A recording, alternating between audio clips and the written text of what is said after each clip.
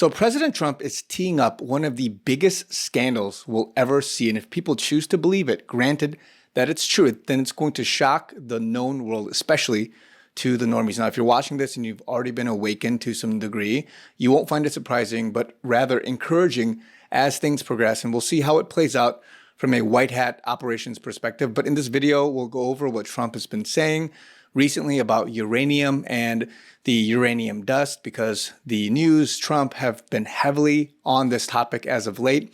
And it's not what you think. So let's get into what Trump has been saying, what the online Anons and Q have also been saying, so we can connect the dots to see what might be coming down the pipeline of exposure and justice. So let's get into it. All right, so back on April 8th, Trump tweeted or truthed something very unusual. So talking about Iran and what everybody knows, but he said this: the United States will work closely with Iran, which we have determined has gone through what will be a very productive regime change. There will be no enrichment of uranium, and the United States, working with Iran, will dig up and remove all of the deeply buried B-2 bombers' nuclear dust. It is now and has been under very exact satellite surveillance, Space Force. And then on April 17th, he said this: the USA will get all the nuclear dust created by our great B-2 bombers. No money will exchange hands in any way, shape, or form. And then at a recent Turning Point USA event in Arizona, this is what he said. This process should go very quickly, and that most of the points are already negotiated and agreed to. You'll be very happy. The USA will get all nuclear dust. You know what the nuclear dust is? That was that white powdery substance created by our B-2 bombers, those great B-2 bombers, late one evening, 7 months ago. No money will exchange hands in any way, shape, or form. Iran will be, and you know how we're going to get the dust, right? Iran. We were going to take it anyway. But taking it that way is slightly more dangerous. But we're going to get it anyway. So listen to what he says there. He mentions that he will take it, whether Iran gives it to them or the U.S. will take it in some way. And so the reporters, on their way back to Joint Base Andrews on Air Force One, this is what they had to ask of him and what his response was. President, when you say that Iran has agreed to turn over their nuclear dust, what does that mean? Are they destroying their nuclear material? They're turning it over. Can you walk us through what that process looks like, sir? We're taking it. Very simple. We're taking it. Yeah. With Iran. We're going in with Iran. Does that mean U.S. boots on the ground to get that? I don't call it boots on the ground. We'll take it after the agreement is signed. There's a big difference, before and after. BC. It's before and after. Sir, in the Strait, are there going to be restrictions? After the agreement is signed, it's a lot different than before. We would have taken it. If we didn't have an agreement, we would take it. But I don't think we'll have to.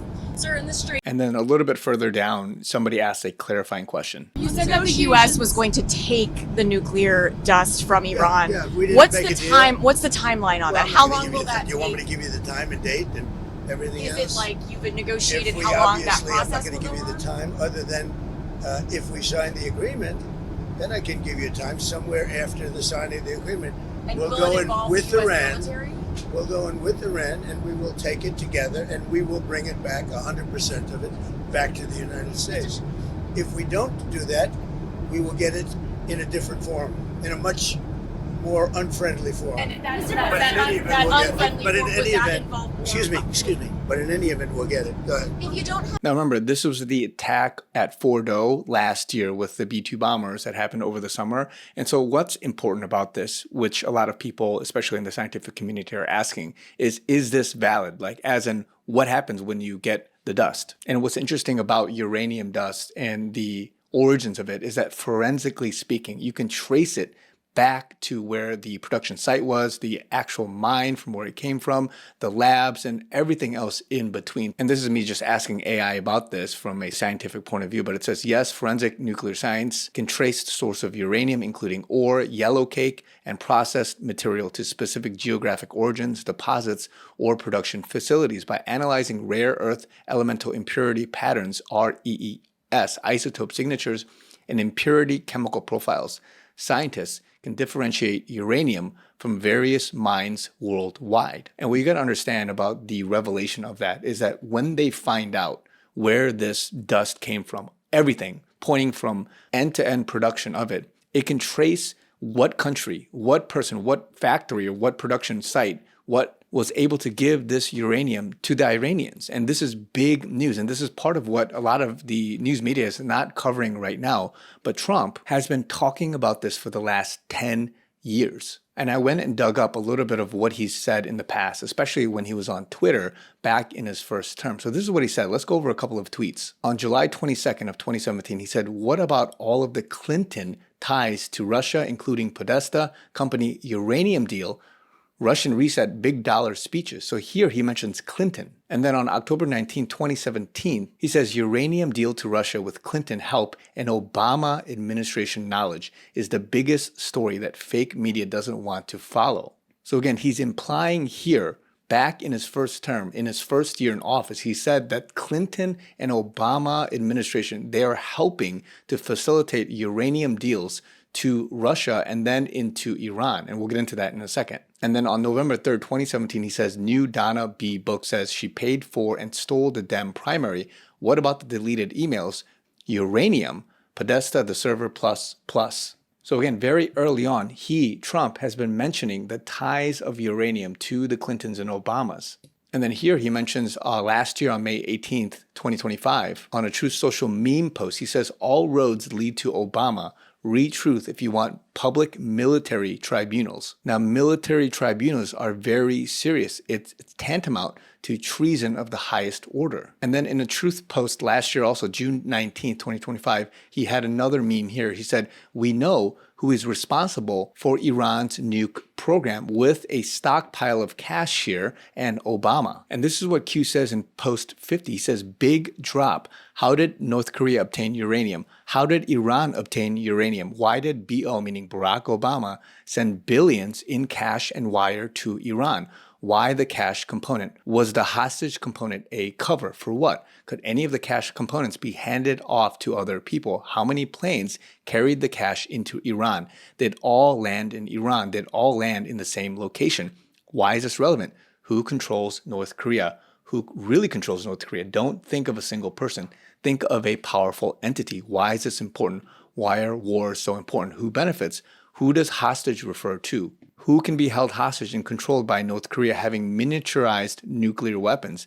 Where is Barack Obama today? Where is VJ, Alice in Wonderland? Now, this post is very telling because it's insinuating, just like with Trump's meme post, where Obama was sitting on stockpiles of cash. This is a direct tie to insinuating Obama was sending cash to Iran with post 50. Saying that all of that public stuff that happened back then with that hostage situation in Iran was a front and a cover for finalizing a deal on selling uranium to Iran. And also another just side point here is that it's saying, does Kim Jong-un actually control North Korea or does somebody else control him? And here it's saying not a single person, but a powerful entity. And then if you look at post 1306, it also says here, define the terms of the Iran nuclear deal. Does the agreement define and confine cease and desist PRO to the Republic of Iran? What if Iran created a classified satellite nuclear facility in northern Syria? What if the program never ceased? What other bad actors are possibly involved? Did the US know? Where did the cash payments go? How many planes delivered? Did all planes land in same location? Where did the uranium-1 material end up? Is this material traceable? Yes.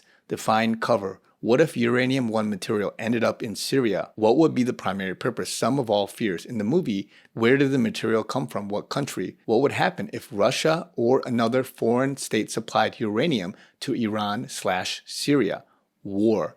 What does uranium-1 provide? Define cover. Why did we strike Syria? Why did we really strike Syria? Define cover. Patriots in control. So again, here it's saying that whole uranium-1 deal with stockpiles of cash being sent by Clinton and Obama, and then uranium being sent, I guess, supposedly through Russia and then into Iran, and then to some satellite facility in Syria where it was bombed or something happened, and there was a cover story there, is absolutely crazy to think about. And now look at post 2077. It says, does HRC, meaning Hillary Rodham Clinton, care about you? If she cared about protecting you, why would she sell out America's secrets and uranium to China/Russia? They always thought if charges were brought, they would ultimately be safe. And then going down a little bit, was this the original plan according to HRC election win? Meaning that this whole thing was to continue to play out if Hillary Clinton would have won back in 2016. So again, tying all of this together, number one, Trump has publicly insinuated that Clinton and Obama and the whole ties to them selling out America, the secrets, uranium, the nuclear program to Iran through proxy countries is not some conspiracy, but something that Trump has been stating. Now, the story hasn't been picked up and nor is it going to come out yet, but I believe what we are being foreshadowed for is this ultimate exposure and reveal, as Trump has over the last 10 years been dropping clues overtly for many of us as anons and sleuths behind the scenes to kind of